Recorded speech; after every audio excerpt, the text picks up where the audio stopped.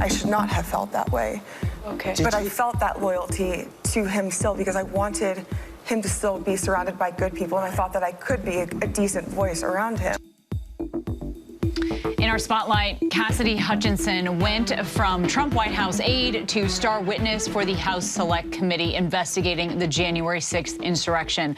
Her new book is called Enough, shares shocking allegations detailing the final days of the Trump administration. So I want to bring back our panel here. Mike Muse, Pili Tobar, Barbara Comstock, and Rachel Bade. Thank you so much for being here with us again. And Pili, let's start with you. You know, according to MSNBC, Cassidy Hutchinson said in her book that Trump chanted, "Hang Mike Pence," as he was watching the rioters. This is something that Trump denies, but she is really sticking to these allegations. What's your take? I mean, we've seen President Trump lie about many things in the past, so this would not be surprising to me. I think, look, you got to give her credit for opening up on all these things and testifying in front of the committee, which I think has brought a lot of the truth to light in terms of what actually happened that day. But let's talk about the fact that a president screaming, "Hang Mike Pence," about his vice president, what that means for our democracy, what that means for our country. It is just not something that we can let go. And so I think we're looking forward to seeing more of the truth come out and to see all of these different allegations go through the judicial process in the way that they should. Right, and is that she says he was chanting "hang" as he watched the rioters chant "hang Mike Pence," to make sure that we had that absolutely correctly. And Rachel, to you, you know, the AP reports that the book actually includes claims that the chief of staff, Mark Meadows, burned so many documents in his office that his wife complained that his suits smelled like a bonfire. Now, he says this is a total mischaracterization. He says he only burned newspapers to start fires in his office fireplace. What is your reaction and thoughts on that?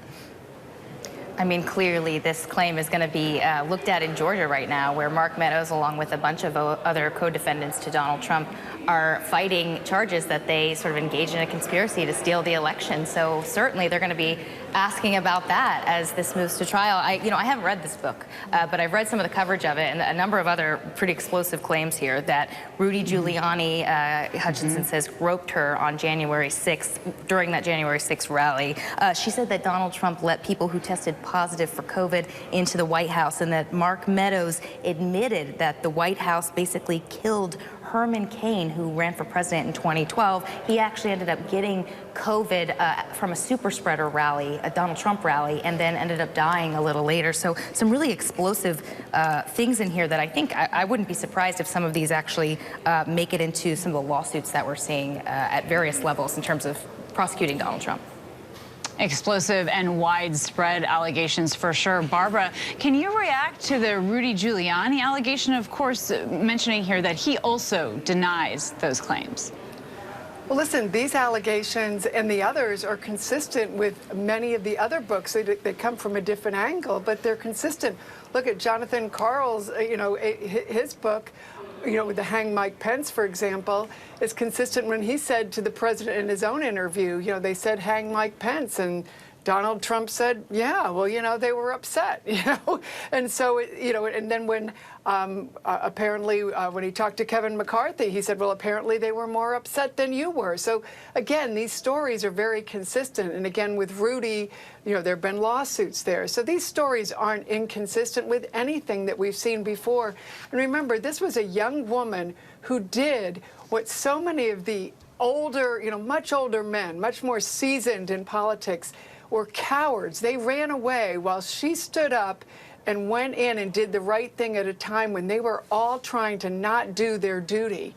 And she went to Liz Cheney. She went to her friend Alyssa Griffin, as I think she's told people, and said, "Hey, I've got more to tell here." And fortunately, because she saw Liz Cheney there on the committee, she knew a strong woman was there that she could go to.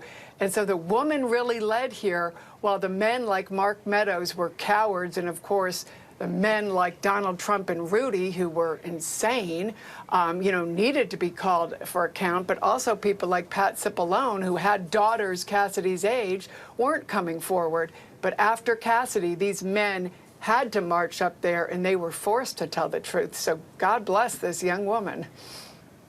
All right, and Mike, let's take it to you. Look, we started this show, with the new fraud allegations against Donald Trump, and now we're hearing from Cassidy Hutchinson in her book. What is your opinion of how Americans see these consistent claims against Trump? I mean, is this snowballing, or at some point are Americans, disillusioned and not listening to him anymore? Kana, you always asked a great question. I think that's it. I'll take the latter part. Americans are becoming numb and disillusioned to it. I'm so happy that Cassie's coming out, and I find it very brave of her to come forward with her story and to tell her story in this book. But to go along with what Rachel said, I only believe this helps prosecutors in the cases that are going forward against former President Trump.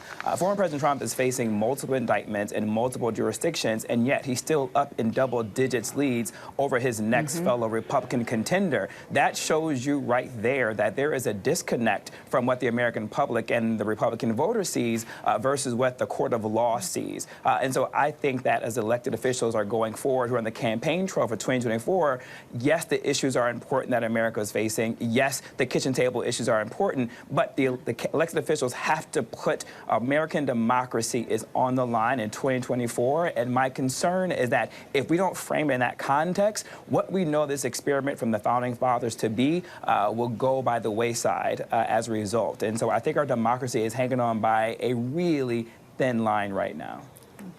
All right, Mike Muse, Pili Tobar, Barbara Comstock, and Rachel Bade, thank you again, and please continue to stay with us. Hi, everyone. George Stephanopoulos here. Thanks for checking out the ABC News YouTube channel. If you'd like to get more videos, show highlights, and watch live event coverage, click on the right over here to subscribe to our channel. And don't forget to download the ABC News app for breaking news alerts. Thanks for watching.